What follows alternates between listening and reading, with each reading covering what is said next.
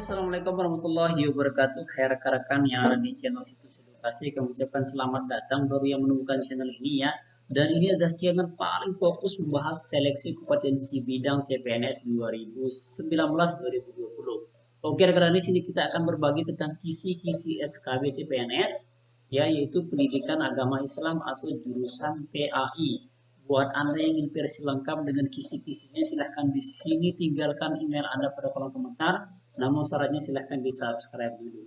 Oke, rekan-rekan, di sini kita akan bahas yaitu guru pendidikan agama atau pendidikan agama Islam PAI, disingkat rekan-rekan yang untuk CPNS 2019 berdasarkan sesuai dengan kisi-kisi atau referensi Permenpan RB nomor 23 tahun 2019 dan DKN nomor 11 tahun 2019 bahwa ya materi SKB PAI komisional disusun oleh jabatan pembina baik di kabupaten, provinsi maupun di kementerian. Kemudian selanjutnya materi SKB teknis yang bersesuaian. Materi SKB PAI dapat berupa tes fisik, bahasa asing, wawancara, dan psikotes. Nah, kenapa ada fisik, bahasa, wawancara, dan psikotes? Ini wajib rekan-rekan setelah Anda chat nanti atau melakukan ujian chat ya, seperti SKD kemarin. Dan selanjutnya SKB yang menggugurkan harus dicantumkan di masing-masing instansi. Nah, ini berdasarkan Permenpan RB kisi-kisi dari salinan nomor 23. Ya, kita lihat di sini. Oke, kemudian lanjut di BKN sendiri. Nah, BKN sendiri akan menyusun soal SKB ke dalam sistem chat nanti pada formasi di daerah maupun di kabupaten atau di Pemprov itu akan mengirim ke pusat dan disusun soal SKB-nya dalam sistem chat seperti itu ya informasinya. Dan selanjutnya memperhatikan kesesuaian kompetensi jabatan, mudah dipahami dan materinya khusus pendidikan agama Islam. Nah, untuk SKB ini nanti bobotnya 60% rekan-rekan ya. Kalau kemarin pada seleksi kompetensi dasar itu Anda mendapatkan nilai 40%. Dan SKB ini adalah 60%. Jadi harga mati buat Anda untuk lulus SKB. Dan saya doakan yang subscribe channel ini, semoga dia lulus dan semoga semua urusannya lancar-lancar semuanya. Amin ya robbal alamin. Oke rekan-rekan ya. Kalau sudah subscribe, kita lanjut ke contoh soalnya. Contoh soal SKB PAI atau agama Islam, yang ini bocoran soalnya. Kita lanjut ke contoh soal nomor 1. Cabang ilmu hadis yang mendalami seluk rawi hadis disebut A. Hadis riwayah, B. Hadis riwayah, C. Hadis hamiyah, D. Sunnah hamiyah, dan E. Sunnah akliyah. Oke, yang mana jawabannya rekan-rekan guru PAI? Silahkan jawab, rekan-rekan guru agama Islam. Oke, kita lihat jawabannya adalah yaitu A. Hadis dirayah. Kenapa? Kita lihat pembahasannya. Ilmu hadis dirayah disebut dengan ilmu mustalahul hadis atau undang-undang kaedah-kaedah untuk mengetahui hal ihwal sanad, matan, cara-cara menerima dan penyampaian al-hadis, sifat-sifat rawi dan lain sebagainya. Berbeda halnya dengan ilmu hadis riwayah yang lebih fokus untuk mengetahui cara-cara penukilan, pemeliharaan, dan pembukuan apa-apa yang disandarkan kepada Nabi Muhammad SAW, baik berupa perkataan, perbuatan, takrir maupun lain sebagainya. Yang paling tepat adalah yaitu A, rekan-rekan ya. Oke, sudah jelas dengan pembahasannya? Oke, kita lanjut next. Soal nomor 2. Kewajiban zakat terdapat dalam Al-Quran. A. Al-Ma'idah ayat 183. B. Al-Baqarah ayat 193. C. Ali Imran ayat 73. D. At-Taubah ayat 103. Dan E. An-Nisa ayat 15. Ya. Yang mana rekan silakan. Kita yang sering mendengar kata zakat ya di dalam Al-Quran, yang mana pada surah berapa dan ayat berapa. Oke, kita lihat jawabannya adalah yaitu D. Kenapa? Kita lihat di sini. Ambillah zakat dari sebagian harta mereka. Dengan zakat itu kamu membersihkan dan mensucikan mereka dan mendoakan untuk mereka.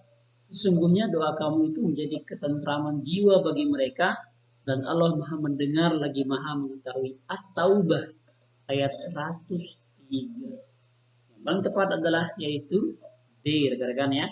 Oke, sudah paham? Lanjut ke soal nomor 3. Kitab Subulas Salam ya. Kitab Subulas Salam adalah syarah dari kitab A. Bulughul Maram, B. Riyadlus Shalihin, C. Adabul Nabawi, D. Arba'in, dan E. Lannatul Talibin. Silakan rekan-rekan guru pendidikan agama Islam, rekan-rekan guru pendidikan agama PAI, silakan ya buat akan seleksi PNS, silahkan dijawab pada kolom komentar atau dalam hati Anda juga boleh ya, asalkan jangan sampai ada dalam mata Anda. Kayaknya nggak bisa dalam mata ya. Oke, kita lihat jawabannya adalah yaitu A ya. Kenapa A? Kita lihat pembahasannya. Subulus Salam adalah karya monumental dari buah pena Imam Asy-Syan'ani ya. Jadi agak kebelet, mohon maaf ya. Kitab ini merupakan syarah atau penjelasan dari kitab Bulughul Maram karya Imam Ibnu Hajar Al-Asqalani.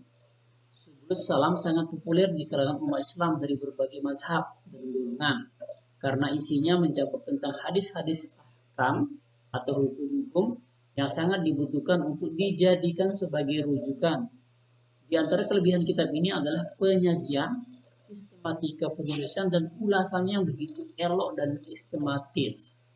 Jadi sangat mudah dipahami intinya tentang kitab Subulus Salam ini. Oke, yang paling tepat adalah yaitu A, rekan-rekan ya, yaitu Bulughul Maram. Oke, sudah jelas? Oke, lanjut ke soal nomor 4.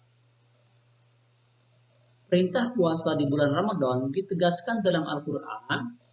A. Surah Maryam ayat 26. B. Surat Ali Imran ayat 97. C. Surat At-Taubah ayat 60. D. Surat Al-Baqarah ayat 183. Dan E. Surat Al-Baqarah ayat 177. Oke, silakan ya. Silakan ya ayuhan nas. Silakan untuk menjawab, kita diwajibkan puasa Ramadan pada surah berapa? Oke, rekan guru PNS untuk PAI silakan dijawab. Oke, kita lihat jawabannya adalah yaitu D ya, surat Al-Baqarah ayat 183. Sering kita dengar ya ketika bulan Ramadan ya rekan ya. Lalu kita lihat di sini dia, hai orang-orang yang beriman, diwajibkan atas kamu berpuasa sebagaimana diwajibkan atas orang-orang sebelum kamu agar kamu bertakwa. Ingat ya, agar kita bertakwa. Kira-kira ini sangat mudah sekali untuk soal nomor 4 ini untuk pendidikan agama Islam. Oke, sebelum kita lanjut ke soal nomor 5 ya, silahkan yang belum subscribe, mohon di subscribe dulu ya, karena pada sisi akhir nanti kami akan bagikan versi lengkapnya. Bagikan versi lengkapnya secara cuma-cuma dan gratis, tinggal ada download di link-link yang sudah kami siapkan tanpa banyak iklan-iklan yang komputer yang membingungkan Anda. Oke, kalau sudah subscribe, lanjut ke soal nomor 5. Ayat Al-Quran yang memperjelas proses penciptaan alam adalah A. Quran surat Al-Mu'minin ya, ayat 12 sampai 16. B. Quran surat Al-Mu'minin 2 sampai 5. B. Quran surat Yunus ayat 12 ayat 24 maksud kami. C. Quran surat Yunus ayat 3 dan D. E. Quran surat An-Nahl ayat 12. Ayo rekan-rekan CPNS guru pendidikan agama Islam silahkan dijawab ya. Dalam hati atau pada kolom komentar boleh pada poin nomor 5 ini silahkan. Oke, kalau sudah dijawab kita lihat jawabannya adalah yaitu C ya. Quran surat Yunus ayat 24. Kita lihat kenapa.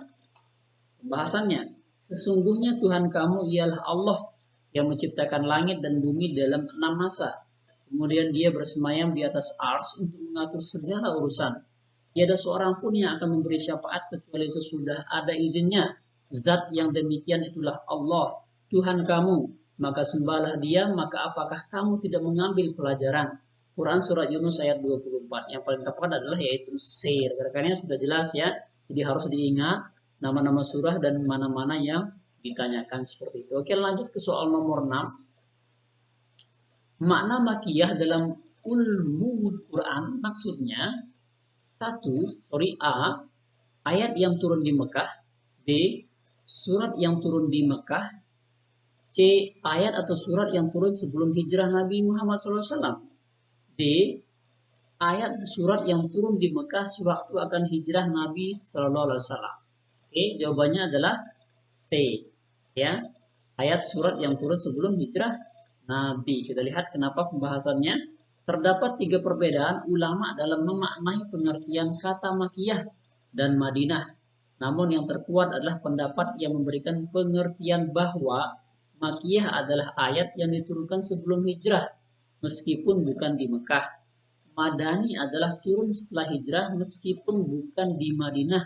Ayat tersebut diturunkan. Oke, jadi yang paling tepat dan jelas adalah yaitu C, rekan-rekan ya, surat yang diturunkan di Mekah. Jelas, paham? Oke, kalau sudah paham, lanjut ke soal nomor 7.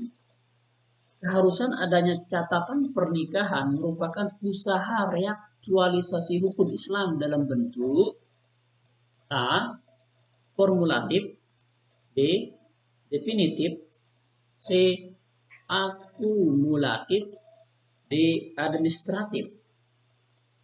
Oke, jawabannya adalah D, administratif. Kenapa rekan-rekan? Kita lihat pembahasannya. Karena A salah karena formulatif artinya semacam contoh. Akan tetapi tidak ada hubungannya dengan pernikahan. B salah karena definitif artinya ketentuan tetapi tidak ada kaitannya dengan pernikahan juga. C salah karena akumulatif artinya kesimpulan akhir tetapi tidak ada hubungannya dengan pernikahan.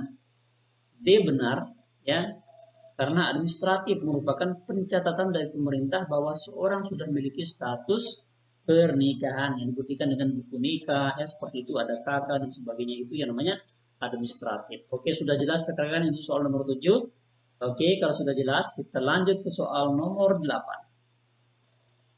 Berdasarkan peran dan tanggung jawab terhadap keluarga, perbandingan pembagian kewarisan antara pria dan wanita adalah, ini oke ya, kita lihat.